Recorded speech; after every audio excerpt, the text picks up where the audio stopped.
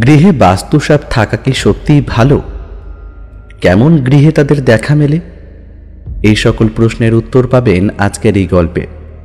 নমস্কার শ্রোতা বন্ধুরা, অন্ধকারের গল্পকথার সাম্রাজ্যে আপনাদের সকলকে স্বাগত। আমাদের আজকের নিবেদন লেখক রাজপ্রতাপ বসুর কলমে তারানাথ তান্ত্রিক ফ্যানফিকশন ব্রহ্মকবচ। গল্পের সূত্রধার ও গল্প পাঠে শুভ।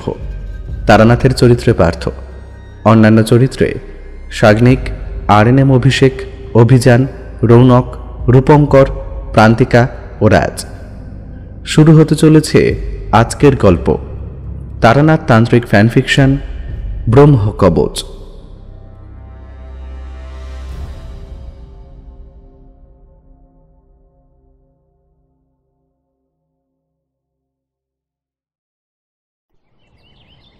দিনটা সকাল থেকেই মেঘলা। বাজারের থলে নিয়ে দুইবার বেরোতে গিয়েও আটকে পড়েছি বৃষ্টির ঝিমঝিমানিতে। শেষ দিন আপিসে ছাতা ফেলে আসার কারণেই এই দুর্ভোগ। অগত্যা স্ত্রীর গঞ্জনা এবং বৃষ্টির ভোজন দুয়ে মিলেমিশে যখন মস্তিষ্কের এলেম একেবারে সপ্তমে পৌঁছে দিয়েছে, ঠিক তখনই কিশোরীর দেখা পেলাম। আমাদের বাড়ি থেকে খানিক দূরে মোড়ের মুখটাতেই রয়েছে। কাদা বাঁচিয়ে রাস্তার একবার এদিকে আর একবার ওদিকে পা রাখতে রাখতে এগিয়ে আসছে আমার বাড়ির উদ্দেশ্যে। আমি বারান্দার পোটের ওপর দাঁড়িয়ে একটু গলা চড়িয়েই হাঁক দিলাম, কি হে ভায়া, এই ঝিমানো আবহাওয়ায় হঠাৎ আমার কথা মনে পড়ার কারণ? মেসে তাসের আড্ডা বসেছে নিশ্চয়ই জমিয়ে। কিশোরী আমার বারান্দার সম্মুখে এসে দাঁড়িয়ে খানিক বিরক্তির সুরেই বলল, ধুর, কোথায় আর তাসের আড্ডা। হেমন্তবাবু, বিমল সকলেই তো গ্রামের বাড়িতে গেছেন, খেলার লোক কই। এই দেখে চলো না একবার তারানাথ জ্যোতিষীর বাড়িতে ঘুরে আসি। এমন আবহাওয়ায় ওনার আজগুবি গল্পগুলো একেবারে জমে যাবে, কি বলো? এই প্রসঙ্গে আমি খানিক প্রতিবাদ দেখিয়েই বললাম, না, একেবারেই যদি আজগুবি বলো তাহলে সেটা মেনে নেওয়া যায় না। ওনার অগ্রিম অনুমান করার শক্তি তো তুমি নিজের চোখেই দেখেছ, তা কি করে একেবারেই অতওয়াক্কা করবে শুনি? তাছাড়া স্ত্রী চটে আছে, এখন বাড়ি থেকে বেরোলে জানি না কি দক্ষযোগ্য বাঁচবে। আরে তুমি থলিটা নিয়েই বেরিয়ে পড়ো না, প্রয়োজনে বাজারটা পৌঁছে দিয়ে যাওয়া যাবে। কিশোরীর এই প্রস্তাবে আর রাজি না হয়ে যায় কোথায়। কাজেই আনাজপাতি মুদিখানার বাজার একত্রে করে নাক কান বুঝে সেটি কোনো মতে হেঁসেলে পৌঁছে দিয়ে দুজনে মিলে বেরিয়ে পড়লাম তারানাথের বাড়ির উদ্দেশ্যে। বিহারি চপওয়ালা দেখি আজ সকাল সকাল সিঙ্গারা ভেজে সাজিয়ে দিয়েছেন। আমরা দোকানের সম্মুখে পৌঁছতেই তিনি হাঁক পেরে বললেন, আসুন বাবুরা, আজ কয়েকটা সিঙ্গারা দিয়ে দিই। বর্ষার মরশুম দেখে তাড়াতাড়ি খাবার তৈরি করলাম। আসুন, আপনাদের দিয়েই বউনিটা করি।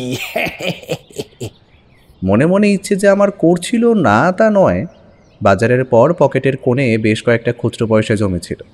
সেগুলো দিয়েই গোটা আষ্টেক সিঙ্গারা আর এক বাক্স পাসিংশ কিনে নিয়ে পৌঁছলাম তারানাথের বাড়ির সামনে। ফটকের দরজা পেরিয়ে উঠোনে প্রবেশ করতেই দেখলাম আমাদের বৃদ্ধ বন্ধু উঠোনের মাঝে বসে কিছু একটা করছে। কিশোরী পিছন থেকে বলল, কি ব্যাপার ঠাকুরমশাই, এই সময় উঠোনে বসে কি করছেন? বৃষ্টি তো এলো বলে। তারানাথ ধীরে সুস্থে পেছনে তাকিয়ে তার পরিচিত হাসি হেসে বললে, আরে এসো এসো, তোমরা দুটিতে যে আজ সকালবেলাতেই আসবে সেটা টের পেয়েই তো একটা কাজ খানিকটা এগিয়ে রাখছি। এই কথা শোনার সাথে সাথেই আমি কিশোরীর দিকে গৌরবের দৃষ্টিতে চেয়ে নিজ গলায় বললাম, বলেছিলাম না উনি ঠিক বুঝতে পারবেন। আপনি অনুমান করেছেন আমরা আসবো, তা বিশ্বাস করি কেমন করে? তারানাথ এবার হাঁটুর ভরে উঠে দাঁড়ালো। দেখলাম তার সম্মুখে পাতা রয়েছে এক বাটি দুধ ও একটা মাটির সরার ওপরে দুটি কলা। উনি বললেন, বিশ্বাস যদি না করো তাতে আমার অনুমান মিথ্যা হয়ে যাবে না। কেবল এইটুকুই বলবো, বৈঠক ঘরে গিয়ে বসো, বাকিটা সেখানে গিয়েই বলছি। আমি কিশোরীর হাত টেনে নিয়ে চললাম বৈঠক ঘরের উদ্দেশ্যে। ভেতরে যাওয়া মাত্রই আমাদের অবাক করে চারি প্রবেশ করলো একটি থালার ওপরে 3টি চায়ের পেয়ালা সাজিয়ে। কিশোরী প্রশ্ন করল, কি রে চারি, তুই আমাদের বাড়িতে আসার সঙ্গে সঙ্গে চা নিয়ে এলি যে বড়, কিভাবে বুঝলি? চারি ভ্রুকুটি করে একটা শৈশব মাখা হাসি আমাদের উদ্দেশ্যে ছুড়ে দিয়ে বলল, কেন কাকাবাবু, বাবাই তো বলল যে আপনারা আসছেন, সেজন্যেই বাস্তু সাপকে তাড়াতাড়ি দুধ কলা দিতে গেল। প্যাকেটে তেলে ভাজা এনেছেন বুঝি? কিশোরীর অবস্থা তথই বচ। আমি সিঙ্গারার প্যাকেটটি চারির হাতে দিয়ে বললাম, চারিমা আইনে, তুই দুটো খেয়ে নে, আর আমাদের জন্য বাকি 6টা একটা বাটিতে করে এনে রেখে যা। সাথে মুড়ি মাখা দিয়ে যাস। কি মোক্ষম সময়ের সন্ধিক্ষণে আজ তোমরা এসে পড়েছ। আর মিনিট দুয়েকের মধ্যেই ঝমঝমিয়ে বৃষ্টি শুরু হবে। কিশোরীর ওপর নিশ্চয়ই আজ কোনো দুষ্টু আত্মা ভর করেছিল। সে বলল, সে তো আকাশ দেখলেই বোঝা যায় যে বেশ জমকালো একটা বৃষ্টি আসবে, এটাতে আর নতুন কি। তারানাথ স্বভাবতই মাথা ঠান্ডা রেখে নিজের ভেতরকার রহস্যগুলিকে আরও বেশি জোরালো করে তুলতে পারে। ধীরে সুস্থে তক্তাপোষের ওপর বসে পড়ে কিশোরীর দিকে শান্ত দৃষ্টিতে চেয়ে বললে, আগমতন্ত্রের জ্ঞান না থাকলে অন্ধের হস্তি দর্শন সম্ভব নয়। কাজেই তোমার বিশ্বাস আর না বিশ্বাস, ওই যে বৃষ্টি এলো। তারানাথের মুখের কথা শেষ না হতেই বাইরে এমনভাবে বৃষ্টি শুরু হলো যেন কোনো অলৌকিক জাদু বলে বজ্রদেবতাই জলরাশি আটকে রেখেছিলেন। তারানাথের মুখে মিটিমিটি হাসি, আর কিশোরীর চোখে বিস্ময় মিশ্রিত কৌতূহল। সে আবারও কিছু একটা বলতে যাচ্ছিল। আমি সেই ব্যাপারে আজ করতে পেরে বললাম, আচ্ছা ঠাকুরমশাই, বাড়িতে ঢোকার সময় দেখলাম আপনি উঠোনের মাঝে দুধ কলা দিচ্ছেন। তারপর চারিও বলল আপনি নাকি বাস্তুসাপকে দুধ কলা দিচ্ছেন। তবে বাস্তুসাপ জিনিসটা কি বাস্তবেই কোনো প্রাণী, নাকি সাধারণ মানুষের মনের বিশ্বাস? বাস্তুসাপ কোনো কাল্পনিক প্রাণী নয়, বাস্তবেই এর অস্তিত্ব আছে। তবে সকল গৃহস্থের বাড়িতে এই নাগযুগল বাসা বাঁধে না। বাড়ির আশেপাশে মনসা গাছ থাকলে এবং যথাসময় নিয়ম মেনে সে বৃক্ষের পুজো করা হলে দেবী স্বয়ং আশীর্বাদ প্রদান করেন এবং তার একজোড়া বাহন দম্পতিকে সেই ভিটের বা উপাসকের গৃহের সান্নিধ্য মোতায়েন করেন। এর ফলে ওই গৃহবাসী মানুষ নানা রকম অমঙ্গল, রোগ ব্যাধি ইত্যাদি থেকে দূরে থাকেন এবং সংসারে সমৃদ্ধি আগমনের সম্ভাবনা বেড়ে যায়। তবে এই বাস্তুসাপের এক ভয়ঙ্কর রূপও আছে। তোমার প্রশ্নে একবারের ঘটনা আমার মনে পড়ে গেল। একটা গল্প শুরু হওয়ার সম্ভাবনা পেয়ে আমরা একটু কৌতূহলী হয়ে নড়ে চড়ে বসলাম। এই সময় চারি এসে এক বাটি তেল জবজবে করে মাখা মুড়ি আর ওই 6খানা সিঙ্গারা রেখে গেল। কিশোরী তার ভেতর থেকে একটা তুলে নিয়ে দাঁতে কেটে বললে, তা ঠাকুরমশাই বলুন না, কি ব্যাপার, কি হয়েছিল? এই ব্যাপারটায় আমার আবার তেমন জ্ঞান নেই, তাই জানতে বড় ইচ্ছে হচ্ছে। জ্ঞান নেওয়ার পরেও নাস্তিকেরা নাস্তিকই থাকে। এই জন্যই আমি বলি, নাস্তিক ও অবিশ্বাসীরাই অলৌকিক গল্পের সবথেকে ভালো শ্রোতা হয়। যাই হোক, বৃষ্টি এখনও ঘণ্টাখানেক চলবে। এই সময়টা না হয় একটু অবিশ্বাসের কাহিনী শুনে কাটাও কি? সেবার মুর্শিদাবাদের ফকিরাপুল নামে একটি গ্রামে বেশ অনেকদিন আস্তানা করে আছি। এ কাহিনী আমার মধ্যবয়সের। সাধুসঙ্গ ততদিনে কম করিনি, তবে তাদের মধ্যে বেশিরভাগটাই ভেগ ধরা, ব্যবসায়ী, তান্ত্রিক ও কাপালি। তো এই ফকিরাপুল গ্রামটির নামের একটি কারণ আছে, সেটা বলি। যে কারণে আমি অতদিন রয়ে গেছিলাম ওখানে এক তান্ত্রিক মতের মস্ত বড় জাগ্রত কালী মন্দির ছিল, এখনও বোধহয় আছে। সে মন্দির চত্বরে নানাবিধ সাধু সন্তের আনাগোনা হতো। যদিও ওই অঞ্চলে আমি আগেও গিয়েছিলাম, তবে ওই যে বললাম, বিভিন্ন ভেগধারী সন্ন্যাসীর কারণে অন্যত্র চলে যেতে হয়েছিল। তাই সেবার মুর্শিদাবাদেই একটা পরিচিত গৃহস্থের বাড়িতে অতিথি সেবা গ্রহণ করতে গিয়েছিলাম। তাই ভাবলাম একবার ঘুরেই আসি ফকিরাপুল থেকে। তবে এবার আর মা কালী আমায় হতাশ করলেন না। মন্দির চত্বরে সেবারের প্রথমবারের ঘটনা। তামাকের আসরে বসেছি কয়েকজন চটাধারী সন্ন্যাসীর সঙ্গে। প্রত্যেকেরই যার যার বিভিন্ন প্রকারের অভিজ্ঞতার ছেঁড়া ছেঁড়া অত্যাশ্চর্য বর্ণনা বিশ্লেষণ করছেন। এমন সময় হঠাৎ এক গম্ভীর কণ্ঠধ্বনিতে বলা যায় চমকে উঠলাম, বম শঙ্কর। প্রত্যেকের শব্দ লক্ষ্য করে তাকিয়ে দেখি একজন দীর্ঘদেহী গেরুয়া ধুতি পরিহিত প্রবীণ ব্যক্তি মন্দির চত্বরে এসে করজোড়ে বন্ধ নেত্রে দাঁড়িয়ে আছেন মন্দিরের গর্ভগৃহের দিকে মুখ করে। তামাক সেবনকারী দল পুনরায় তামাকে মন দিলেন। আমারও কিন্তু ওই আগন্তুক সন্ন্যাসীর প্রতি একটা শ্রদ্ধা জন্মে গেল অজান্তে। লক্ষণ শাস্ত্রের জ্ঞান তখনও আমার হয়নি, তবু মানুষ চিনতে খুব একটা ভুল হতো না সবসময়। উনি প্রণাম সেরে মন্দিরের দাওয়ার উপর গিয়ে বসলেন। আমি তামাকের আসর থেকে উঠে গিয়ে তার চরণে প্রণাম জানিয়ে খানিকটা দূরে একটা ফাটল ধরা গেটের উপরে বসলাম। নিজের থেকে আলাপ জমাবো কি করে, এইসব কথা মনে মনে ভাবছি। আমার দ্বিধাকে সরলীকরণ করে বাবাজি নিজেই বললেন, इधर आके बैठ। बहुत दिन तो हो गया बेटा, क्या पाया इस रास्ते में? এই প্রশ্নটার উত্তর দেওয়া আমার পক্ষে কোনোদিনই সহজসাধ্য ব্যাপার নয়। পেয়েছি কি তার তালিকা বলে শেষ করা আমার পক্ষে সম্ভব নয়। তবে সেসব পাওয়ার জন্য যে পরিমাণে পরিশ্রম ও যোগ্যতা অর্জনের প্রয়োজন হয় তা আমার হয়নি কোনো কালে। সেই কারণেই তো শেষ করতে পারলাম না কিছুই। অবশেষে গৃহী হয়ে বাকি জীবন কাটাচ্ছি। যাই হোক, আমি উত্তর দিলাম, বাবাজি, সহজ ভাষায় যাকে পাওয়া বলে তেমন বস্তু আমি কিন্তু কিছু পেয়েছি। তবে বিভিন্ন ঘটনার সাপেক্ষে বিভিন্ন কারণের ফেরে একজন প্রকৃত গুরুলাভ আমার হয়নি। দীক্ষা না হোক, অন্তত একজন গুরুর সঙ্গ করতে পারলেও আমার পরিব্রাজক জীবনটা সার্থক হতো। এই কথা শুনে গুরুজি মিটি মিটি হাসলেন। তারপর খানিক চুপ করে থেকে বললেন, তোর কপালে উচ্চ পর্যায়ের গুরু প্রাপ্তি যোগ আছে বেটা। এমনকি বহুত অলৌকিক আর অপার্থিব অবতারের সঙ্গে তোর সাক্ষাৎ হয়েছে। প্রকৃত সাধক তোর দেহের লক্ষ্মণ দেখলে এসব ব্যাপার মুহূর্তে ধরে ফেলবে। তাই গুরু সঙ্গ না হলেও গুরু দর্শনে যে তুই তাদের থেকে ঊর্ধ্বে এ ব্যাপার তারা বুঝতে পারে। সে কারণে তোকে দিয়ে তাদের কুটিल कर्म नहीं कर पाएगा, इसलिए तोके राखे ना। तो तू कह सकता है कि सदगुरु तुझको अभी तक नहीं मिला?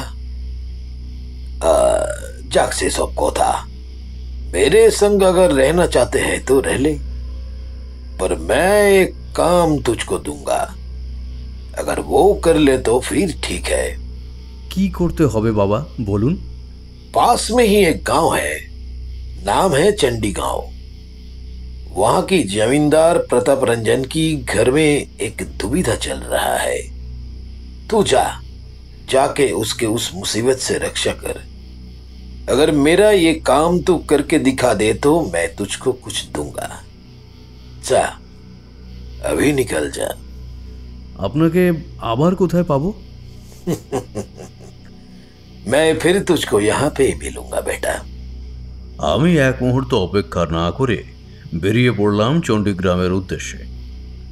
গ্রামটি বেশি দূরে নয়। এক কৃষকের কাছের থেকে ওই আনুমানিক ঠিকানা জেনে নিয়ে কানা রাত্রেও কপাল গুনে একটা গরুর গাড়িতে করে পৌঁছলাম ওই গ্রামে। জমিদারের পুরো নাম প্রতাপ রঞ্জন চৌধুরী। গরুর গাড়ি চালকের মুখেই সেটা শুনেছিলাম, কিন্তু সে বাড়ির কোনো অসুবিধার ব্যাপারে চালক অবগত নয়, যদিও তার বাড়ি জমিদার বাড়ির পাশেই। কাজেই আমার এতে সুবিধা একটাই হলো যে আমি এসে নামলাম একদম জমিদার বাড়ির সামনে এবং আমার বাহক তার বাড়িতে চলে গেল। এলাম তো ঠিকই, তবে এত রাতে কিভাবে একজন মানুষের বাড়িতে গিয়ে সে জায়গার হাল হকিকত জানতে চাই? হ্যাঁ, বিশাল সাদা রঙের দোতলা বাড়ি। নিচের এবং ওপরের প্রতিটা থামের ফাঁকে ফাঁকে একটি করে মশাল জাতীয় কিছু জ্বলছে বলেই মনে হয়। দেখলে মনে হয় নবাবেরই কোনো হাভেলিকে বর্তমানের জমিদার নিজের বাসভবন করেছেন। আমি এক পা দুই পা করে বাড়ির উঠোনে গিয়ে দাঁড়ালাম। বাবাজি ভুল বলেননি। এই বাড়ির আবহাওয়ায় কেমন একটা ব্যবসা উদাস গন্ধ আছে, যেটি একটু আগেও আমি পাইনি। এমন সময় বাড়ির ছাদের দিকে অগোচরেই আমার চোখটা পড়ল এবং সে দৃষ্টি আমি ফিরিয়ে নিতে পারলাম না। পূর্ণিমার ঝকঝকে আকাশে পূর্ণিমার ঝকঝকে আকাশে যেখানে গোটা মহাশূন্য নক্ষত্রলোকের আলোতে উদ্ভাসিত হয়ে পড়ছে, সেখানে জমিদার বাড়ির উপরে একটা মস্ত সাপের ফণার মতো মেঘ নিজের করাল ছত্রছায়ায় কেমন একটা আড়াল করে রেখেছে বলেই মনে হয়। মন ও মস্তিষ্ক যখন এক প্রকার সেদিকেই আবদ্ধ, তখন ঠিক সম্মুখ থেকে কণ্ঠটা শুনতে পেলাম। কে ওখানে? চমকে উঠে সামনে তাকিয়ে দেখি একজন সাদা ধুতি ও হাফ শার্ট পরিহিত যুবক হাতের হ্যারিকেন চোখের কাছে তুলে ভ্রুকুটি করে আমার উদ্দেশ্যে প্রশ্নটি করেছে। আমি উপরোক্ত আকাশের দিকে একবার তাকিয়ে থেকে সেই ব্যক্তির দিকে এগিয়ে গেলাম। নমস্কার নিবেদন করে বললাম, আমি একজন পথিক, নাম তারানাথ চক্রবর্তী। বিশ্বমাতার আরাধনা করি ও পথে পথে ঘুরে বেড়াই। আপনার বাড়ির সামনের থেকেই যাচ্ছিলাম, তবে ওই যেতে যেতে কেমন একটা মনে কু গেয়ে উঠল, তাই আর কি। তা বাড়ির সকলে ভালো কুশলে আছেন তো? আমি আমার উদ্দেশ্যের কথা বললাম না, কারণ অমনভাবে যদি বলতাম যে আমায় একজন পাঠিয়েছে, তাতে প্রশ্নোত্তরের পাহাড় বৃদ্ধি পেত এবং আমি নিজেকেও সেভাবে উপস্থাপন করতে পারবো না বলে আমার মনে হয়েছিল। আমার কথা শুনে সামনের ব্যক্তি খানিক অপ্রস্তুত হয়ে বললেন, আপনার অনুমান ভুল নয় বামুন ঠাকুর, আমাদের বাড়িতে সব কিছু ঠিক নেই। আপনি নিশ্চয়ই সিদ্ধ পুরুষ, নইলে এমনভাবে বলে দিতে পারতেন না। আপনি আসুন, বাড়ির ভেতরে আসুন। বাবা বৈঠক ঘরেই আছেন, চলুন আপনাকে সেখানে নিয়ে যাই। মনে মনে খুশি হলাম আমার পরিবেশনার উপরে, তবে এই খুশি যে শত দুঃখের পূর্বাভাস বয়ে আনবে তা আমি বুঝতে পারিনি আগে। যাই হোক, গল্পটা মন দিয়ে শোনো। মানুষের কত ধরনের চরিত্র হতে পারে তা বুঝি আমার অভিজ্ঞতায় তার কম নজির নেই। যুবকের পিছু নিয়ে বিশাল বৈঠক ঘরে প্রবেশ করলাম। সে ঘরে বর্ণনা দেওয়ার মতো বাক্য আমার নেই, কেবল এইটুকু বলবো, কোনো লেখক যদি অমন ঐতিহাসিক রূপের পৌরাণিক বস্তু ও চিত্র সংরক্ষণকারী কক্ষে প্রবেশ করত, তবে তা দিয়েই একটা গল্প লিখে ফেলতে পারত। ঘরটি ঠিক মাঝখানে মখমলের চাদর বিছানো আরামদায়ক চেয়ারের উপর বসে আছেন একজন লম্বা চওড়া সুদৃশ্য চেহারার প্রৌঢ়, তবে মুখের চামড়ায় চিন্তার ভাঁজ, চোখের চাহনিতে ক্লান্তি। আমার দিকে এবং আমার নিয়ে আসা ব্যক্তির দিকে একবার তাকিয়ে তিনি পুনরায় আমার আপাদমস্তক নিরীক্ষণ করলেন। আমার পথপ্রদর্শক বলল, বাবা, ইনি তারানাথ চক্রবর্তী, আমাদের বাড়ির সামনে থেকেই। উনি আমার সঙ্গে আলাপের বিষয়ে সমস্তটা বললেন। সব শুনে সম্মুখের ব্যক্তি উঠে দাঁড়িয়ে সমাদরের ভঙ্গিতে বললেন, নমস্কার ঠাকুর মশাই, আমার নাম প্রতাপ রঞ্জন চৌধুরী, আর এই আমার বড় ছেলে বিলাস। ছোট ছেলের নাম মনোরঞ্জন, সেও বাড়িতে আছে, তবে এই মুহূর্তে হয়তো ঘুমিয়ে পড়েছে। আমি এই চণ্ডীগ্রামের জমিদার ঠাকুর মশাই। পরিবারের ভিতরের কথা বাইরে প্রকাশ করা আমাদের শোভা পায় না। তারপর যদি সে কথা দুর্ভাগ্যজনক হয় তাহলে তো আরই না। মানুষের আশীর্বাদে আমরা বেঁচে আছি, পাছে অসহায়তার সুযোগ নিয়ে তারাও চড়াও হয়ে বসে, কাজেই চোয়াল শক্ত করে প্রতিদিন বাপ ছেলেতে বেরোচ্ছি কেবল। এদিকে দুশ্চিন্তায় আমাদের দিন রাত এক হয়ে গিয়েছে। কি হয়েছে বলুন তো একটু খুলে। শেষ দিন 15 হলো। আমার বড় ছেলে বিলাসের স্ত্রীর শরীরটা খুবই খারাপ হয়ে রয়েছে। খেতে পারছে না, পড়তে পারছে না, সারাদিন কিসের যেন একটা ভয় পাচ্ছে মেয়েটা। কি যেন ফিস করে বলে যায় সব সময়। কি বলে শুনেছেন ভালোভাবে? কোনো অশ্লীল বা অসংলগ্ন কিছু কি? বোঝা যায় না ঠাকুর মশাই, যা বলে তা বাংলা বা হিন্দি ভাষা নয়, অন্য কিছু। কখন কখন হয় এমন? কোনো নির্দিষ্ট সময় নেই, তবে বেশিরভাগটাই সন্ধ্যের দিকে এমন করে। ডাক্তার বুদ্ধি কম করিনি, তবে প্রকাশ্যে বিষয়টা না আনতে চাওয়ার কারণে প্রতিনিয়ত ডাক্তার আনাটাও ঠিক নয়। শহরে যে নিয়ে যাব, এখানে যে ডাক্তার দেখিয়েছি তিনিও বড় ডাক্তার শহরে চিকিৎসালয়ের। উনি বলেছেন এই প্রকার রোগের চিকিৎসা হওয়াটা মুশকিল। ওখানে গেলেও বাড়িতে পাঠিয়ে দেবে, কারণ কোনো লক্ষণ নেই, না আছে কোনো উপসর্গ। দেখলে মনে হয় যেন জেদ করেই এমন করছে সে। আপনার স্ত্রীর নাম কি? মালিনী। আচ্ছা, তা মালিনী মাকে আমায় একবার দেখতে হবে। আপনি যা বলছেন তার থেকে সবটা বুঝে উঠতে পারছি না। আমায় একবার নিয়ে যাবেন তার কাছে, নাকি এখন সে ঘুমিয়ে পড়েছে? ওর ঘুমের কোনো ঠিক ঠিকানা নেই এখন।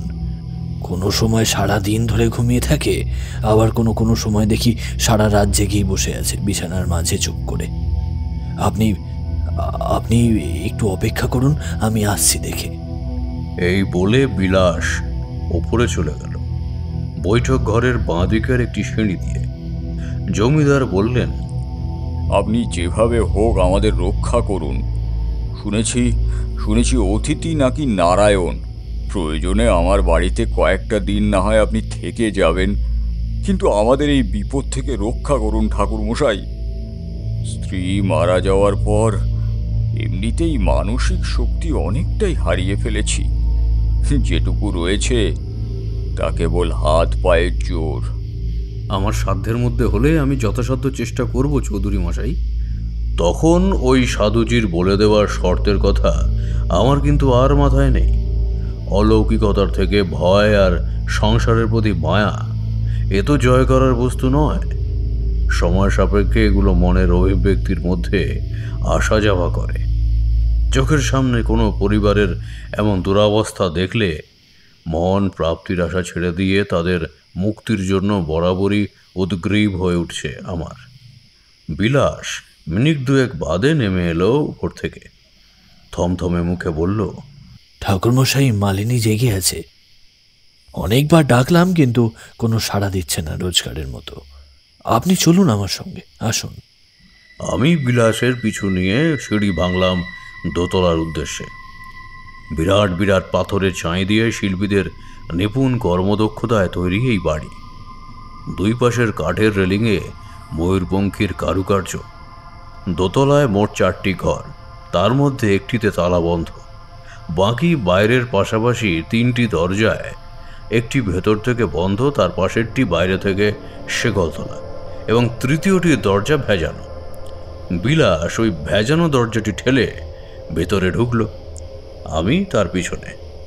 দেখলাম একটি ছিপছিপে শরীরের মেয়ে বিছানার উপর 2 হাঁটুর মাঝে মুখ ঢুকিয়ে দিয়ে বসে রয়েছে। ঘরের ভেতরে একটা আঁশটে গন্ধ ম করছে। গন্ধটা ঠিক মাছের আঁশের মতো। আমি 1 পা 2 পা করে এগিয়ে গিয়ে বিছানার এক কোণে বসে খানিকটা নিচু হয়ে মেয়েটিকে প্রশ্ন করলাম, মা, কি হয়েছে তোমার? শরীর খারাপ? কোনো জবাব এলো না। বিলাস এগিয়ে এসে তার স্ত্রীকে কিছু বলতে যাচ্ছিল। আমি হাতের ইশারায় তাকে থামিয়ে দিলাম। আবার প্রশ্ন করলাম, কি হয়েছে মা? আমায় বলতে পারবে তোমার কি অসুবিধা হচ্ছে? এবার মেয়েটি ফিসফিসিয়ে কিছু বলে উঠল। এখন বুঝলাম তোমার মতি অবশ্য যে আইব তোমার প্রতি মনুষ্যর কথা যদি হইল অবসান, বেহুলা পড়লে মোর দুঃখ কর অবসান। যতটুকু বুঝতে পারলাম এই কথা শুনে, এই মেয়ে বেহুলা, লক্ষিন্দর ও মনসা দেবীর সংমিশ্রিত ওই চিরন্তন অপার্থিব ঘটনার যাত্রাপথের শ্লোক পাঠ করছে। তবে এর কারণ কি হতে পারে তা বুঝতে পারলাম না সেই মুহূর্তে। বিছানার থেকে উঠে বিলাসকে বাইরে আসার ইশারা করে ধীরে ধীরে বেরিয়ে এলাম বাইরে। সে এলে প্রশ্ন করলাম, এই অসুস্থতার আগে কখনো কোনোদিনও এমন করেছে মালিনীমা? না, এরকম তো আগে করেনি। আর আমার শ্বশুরবাড়ি বেশি দূরে নয়, তাদের কাছেও খবর পাঠানো হয়েছিল। ওর বাবা এসে দেখে গেছেন, সেও বললেন মালিনীর এমন অবস্থা বা এই ধরনের লক্ষণ তারাও এই প্রথম দেখছেন। আচ্ছা বেশ, তবে ওর যে অবস্থা, এর কারণ নির্ধারণ করতে গেলে আমাকে অতীতে যেতে হবে। কিছু একটা ঘটেছে যার জন্য এমন করছে বিলাসবাবু। তবে এ কাজ আমার নয়। ওর ভেতরে কি চলছে তা জানার জন্য একটা ভালো ওঝার প্রয়োজন। আগে দেখতে হবে মালিনী মায়ের মধ্যে কোনো আত্মা প্রবেশ করেছে কি না। কিন্তু আমার অভিজ্ঞতা যা বলে, এ লক্ষণ আমি আগে কখনো দেখিনি কোনো অশরীরী আক্রান্ত শরীরের মধ্যে। যাই হোক, আশেপাশের গ্রামে কোনো ভালো রোজার ব্যাপারে জানা আছে কি আপনাদের? জমিদারের ছেলে বিলাস একটু ইতস্তত করে বললে, জানা আছে একজনকে, তবে তবে গ্রামের মানুষ যদি দেখে এই বাড়িতে ওঝার যাতায়াত হচ্ছে, তবে বিলাসবাবু, আপনার স্ত্রীর জীবনের থেকে নিশ্চয়ই বাড়ির সম্মানকে সবসময় বড় করে দেখলে চলবে না। তাছাড়া ওর যা অবস্থা, এই অসুস্থতা স্বাভাবিক বলে তো আমার মনে হলো না। কাজেই একবারের জন্য হলেও তাকে তো আনতেই হবে। আমি আমার দিক থেকে একটা কৃতকার্যের কথা এমনভাবেই বলে দিলাম যাতে এই বিষয়টাকে নিয়ে বাপ ছেলের মধ্যে সমাধানসূচক বাক্যালাপ হয়। অবশেষে ঠিক করা হলো পাশের গ্রাম মনোহরপুর থেকে নিয়ে আসা হবে প্রজ্ঞানন্দ ওঝাকে।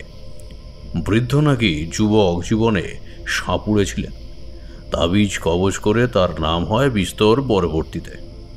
তবে যেদিন এই সিদ্ধান্ত নেওয়া হলো, সেই রাত্রে আমি সাক্ষী হলাম এক বিচিত্র ঘটনার।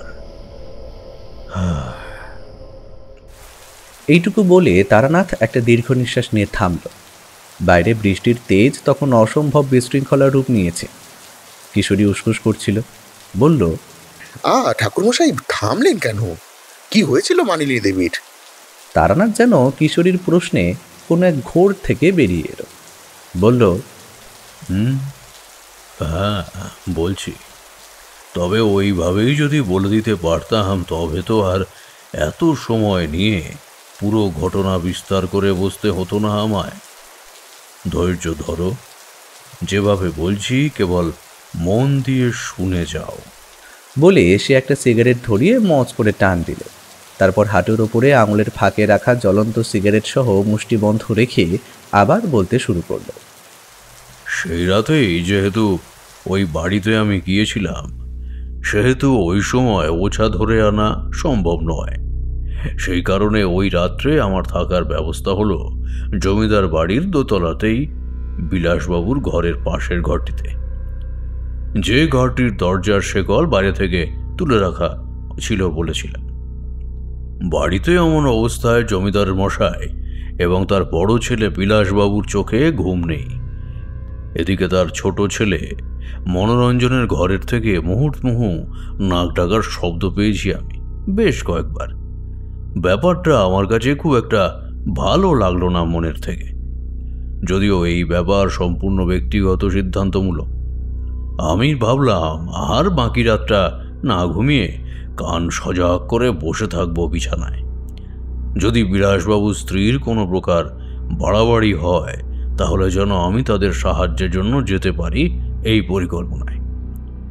কতক্ষণ এমনভাবে বসে আছি জানি না, হঠাৎ আমার ঘরের খোলা জানালা লোহার গরাতগুলোর উপর পাতলা হলদে আলোক তরঙ্গ পড়তেই আমি বিছানা থেকে নামলাম।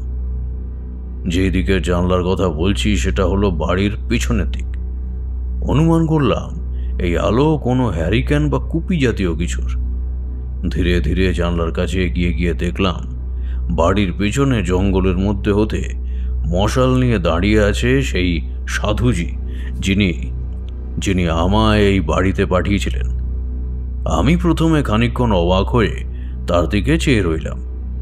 কি করব, আমার কি করা উচিত, অথবা উনি এখানে কেন এসেছেন, এই সমস্ত কার্যকারণ মন গুছিয়ে উঠতে উঠতেই দেখতে পেলাম একজন সাদা ধুতি পাঞ্জাবি পরিহিত লোক ওই সাধুজির সামনে গিয়ে দাঁড়ালো।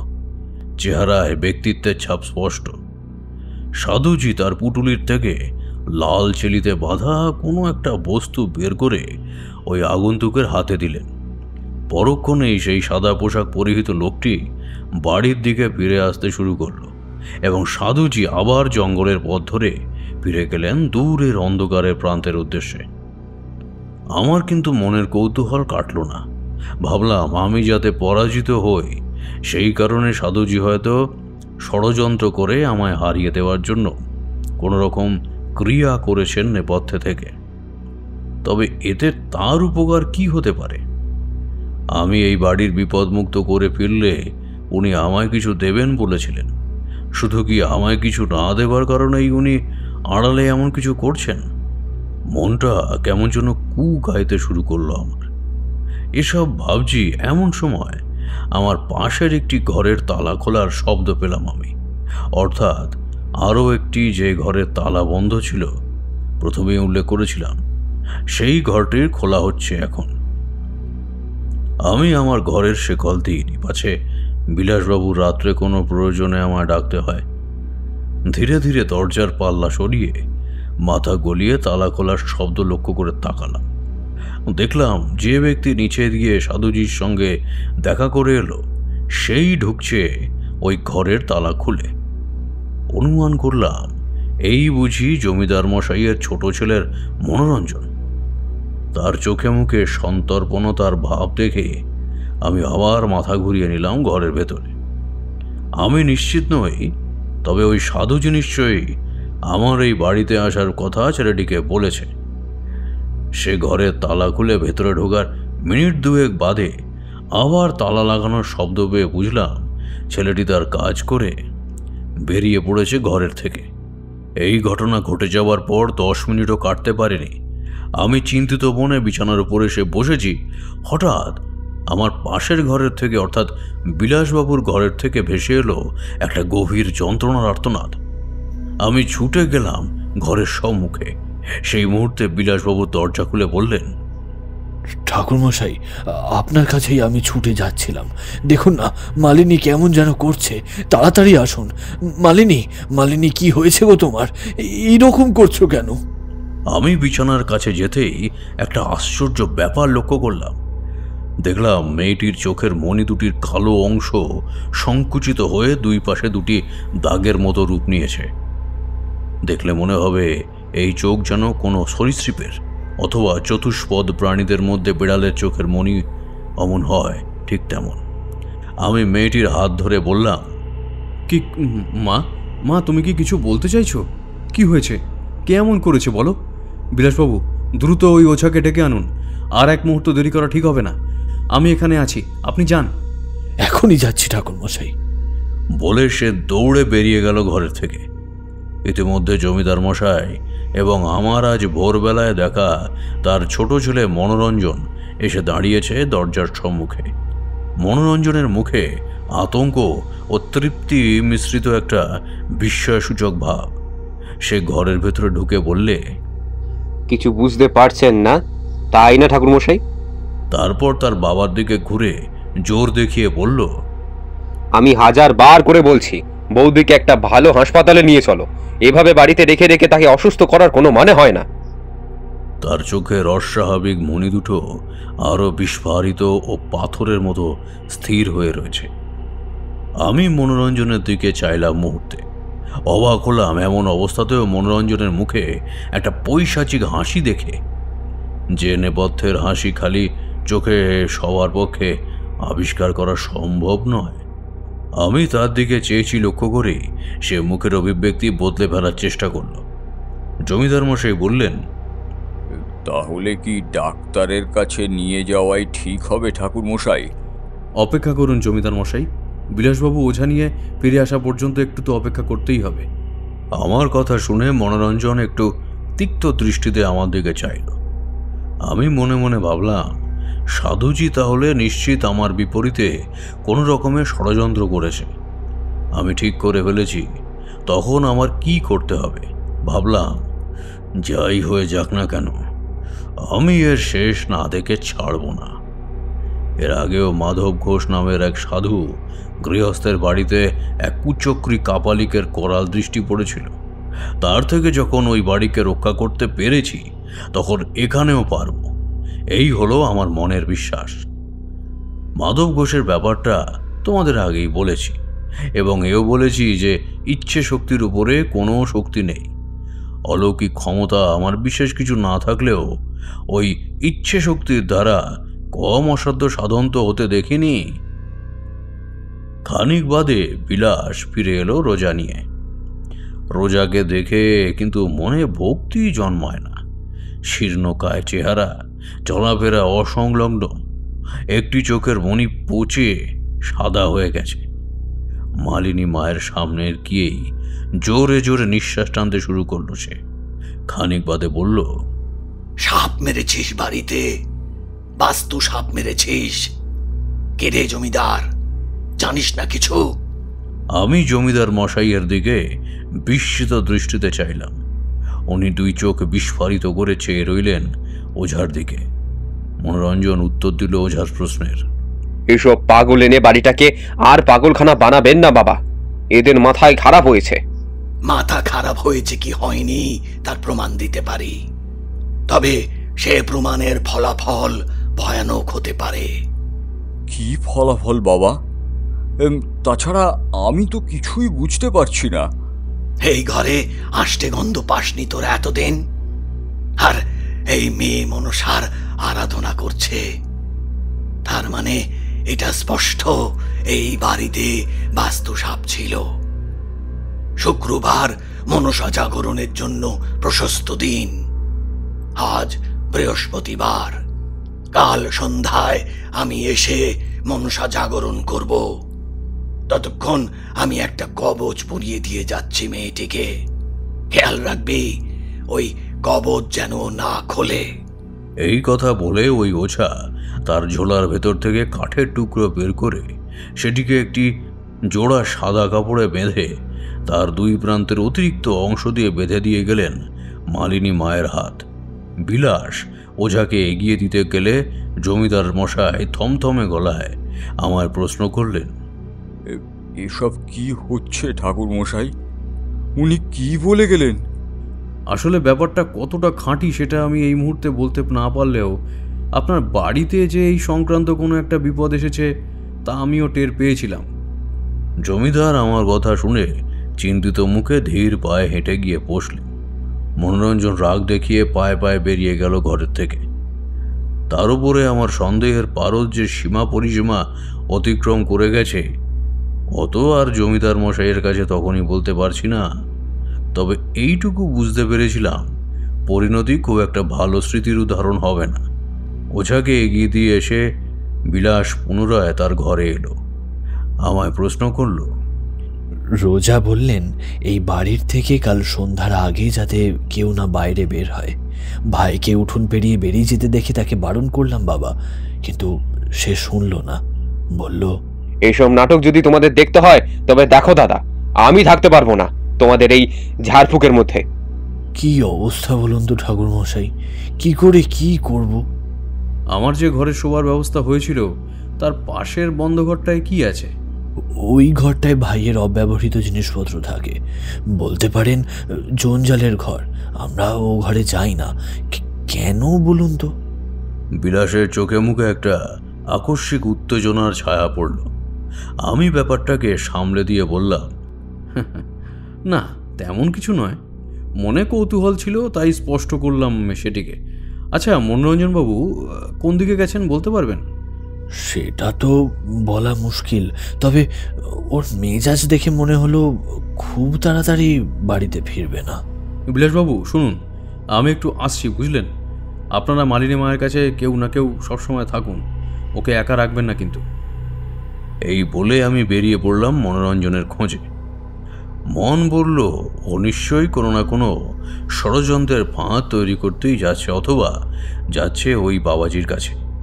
জমিদার বাড়ির থেকে গ্রামের দিকে যাওয়ার রাস্তা একটাই, দুই ধারে জঙ্গল আর তার মাঝের থেকে সরু সরু পায়ে হাঁটা গলি আছে বটে, তবে ধারণা হলো মনোরঞ্জন সোজা পথ ধরেই গেছে। বেশি দূর যেতে হলো না, আমার ধারণাই ঠিক হলো।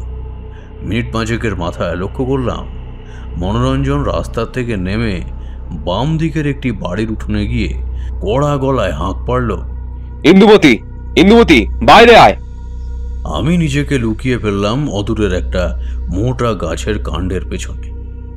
সেখান থেকে দেখলাম একটি শ্যাম বর্ণের যৌবনা নারী ঘরের থেকে আতঙ্কিত ও বিস্মিত চেহারা নিয়ে বেরিয়ে এলো বাড়ির বারান্দায়। বলল, কি হয়েছে মনোরঞ্জন বাবু? আপনার এমন কুণ্ঠিত দেখাচ্ছে যে? কি হয়েছে সেটা আমাদের বাড়িতে গেলেই বুঝবি। আমার দাদাকে শেষ করে দিয়েছিস তুই।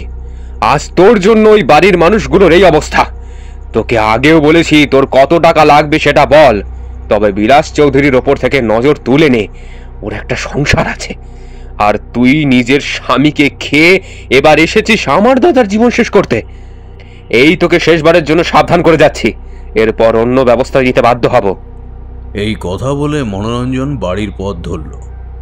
আমি সম্পূর্ণ গুলিয়ে গেছি ততক্ষণে। কে এই ইন্দুমতি?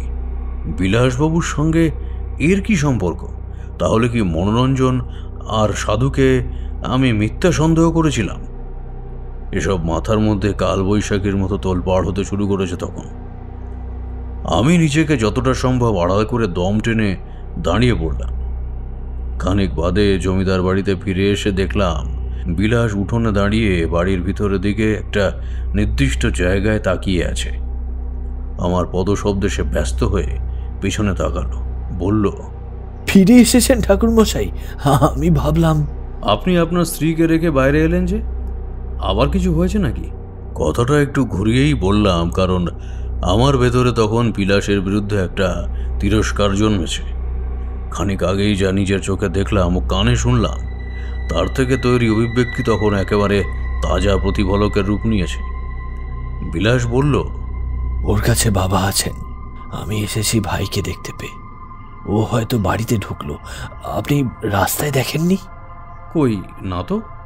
এই মিথ্যেটা বললাম পরিস্থিতি বোঝাবার জন্য।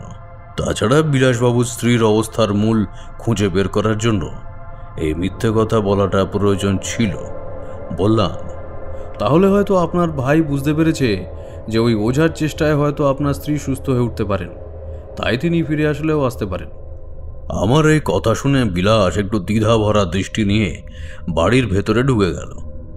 গোটা দিনটা বাড়ির উঠোনে, কখনো মালিনী মায়ের ঘরে, আবার কখনো জমিদার মশাইয়ের বৈঠক ঘরে গৃহকর্তার সাথে আপত্তিকর সময়ের বিভিন্ন তাৎপর্য ও মুক্তির সম্ভাব্য উপায় আলোচনা করতে করতে কাটিয়ে দিলাম।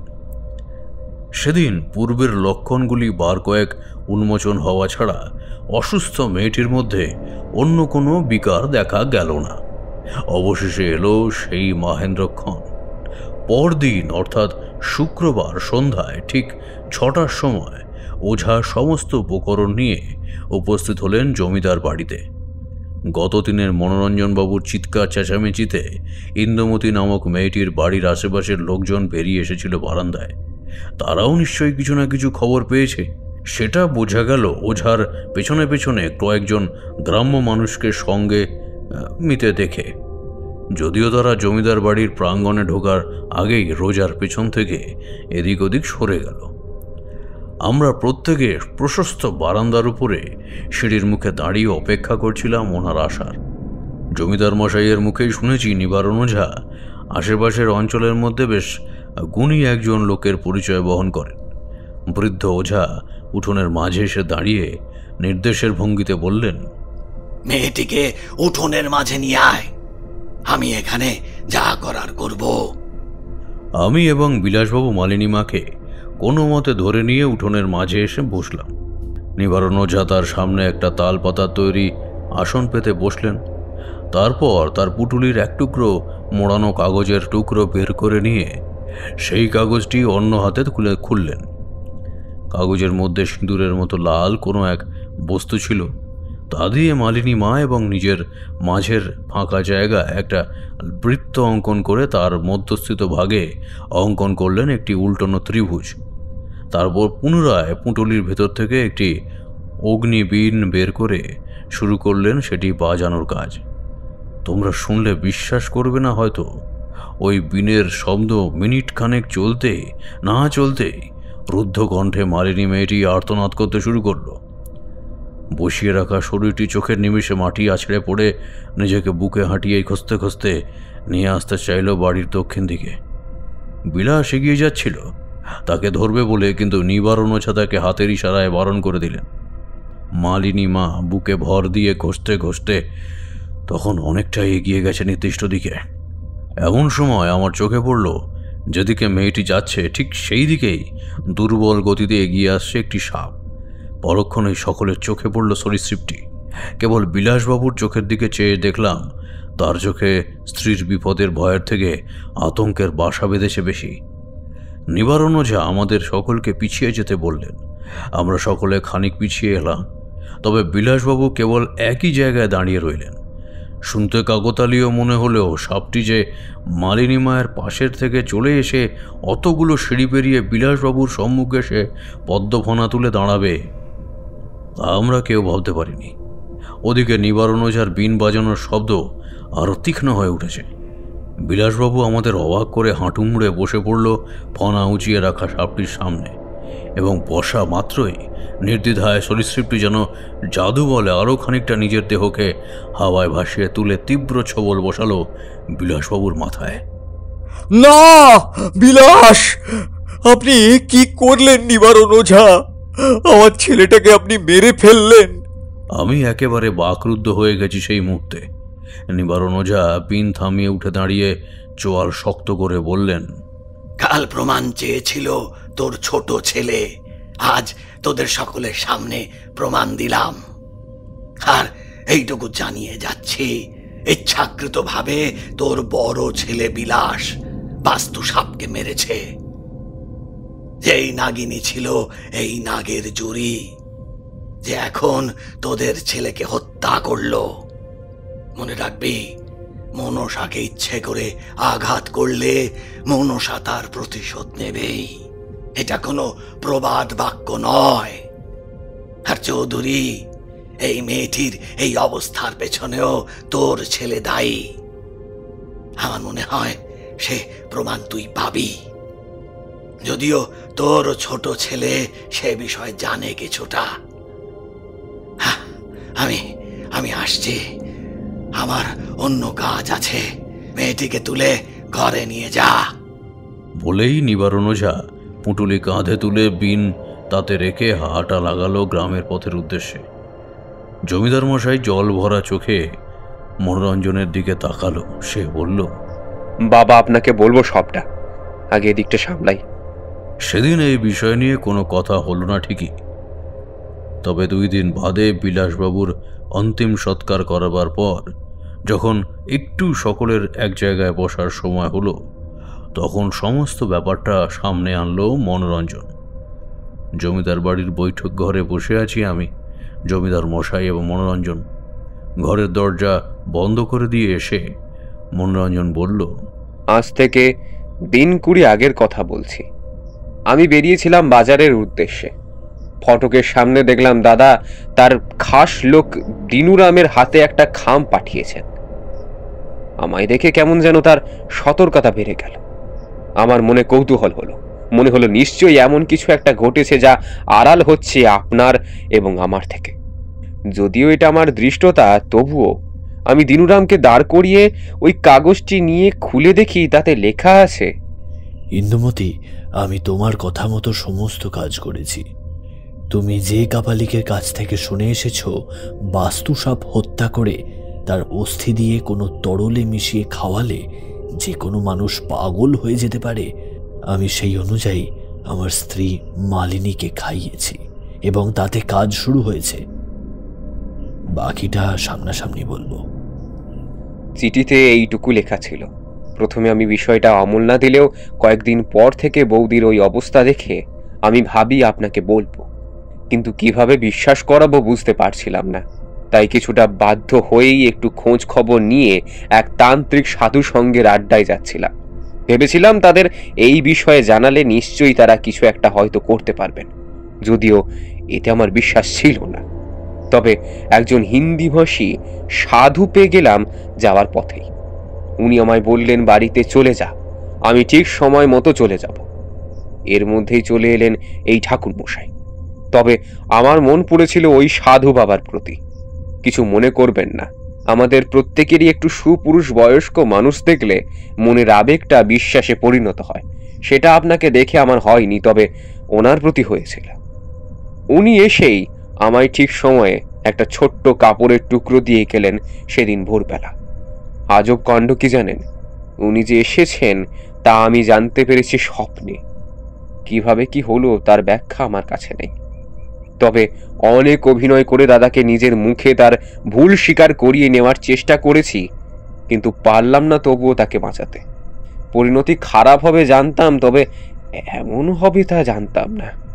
প্রয়োজনে আমি একা গিয়ে ইন্দুমতিকে পর্যন্ত শাসিয়ে এসেছিলাম, তবুও শেষ রক্ষা হলো না। আপনার কাছে একটাই চাওয়া আছে আমার বাবা। জমিদার মশাই অশ্রুসিক্ত নেত্রে তার ছোট ছেলের দিকে চাইলেন, বললেন, বলো কি চাও?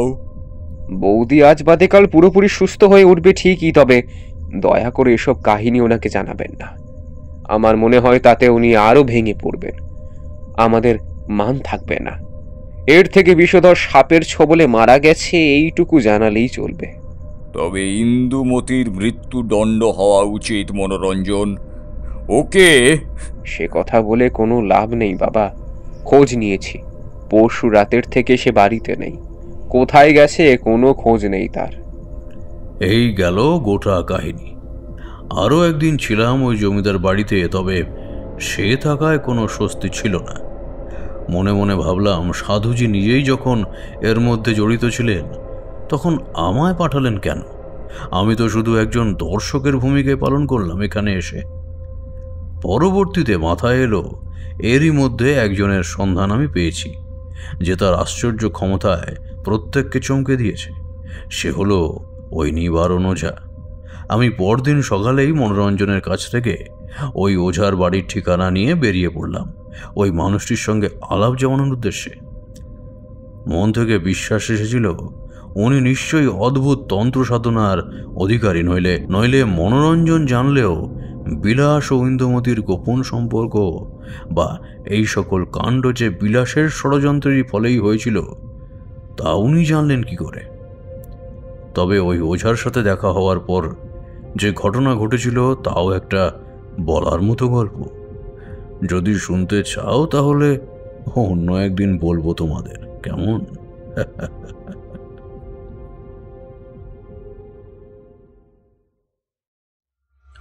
শুনছিলেন লেখক রাজপ্রতাপ বসুর কলমে তারানাথ তান্ত্রিক ফ্যানফিকশন ব্রহ্মকবচ।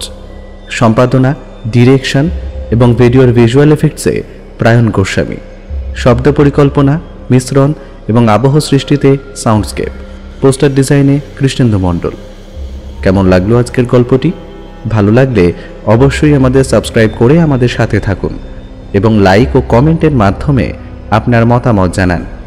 এরকম গল্প যদি আরও শুনতে চান তাহলে প্লিজ আমাদের কমেন্টের মাধ্যমে জানান। দেখা হবে নতুন কোনো গল্পে। ততক্ষণের জন্য শুভরাত্রি। ভালো থাকবেন এবং সকলকে ভালো রাখবেন।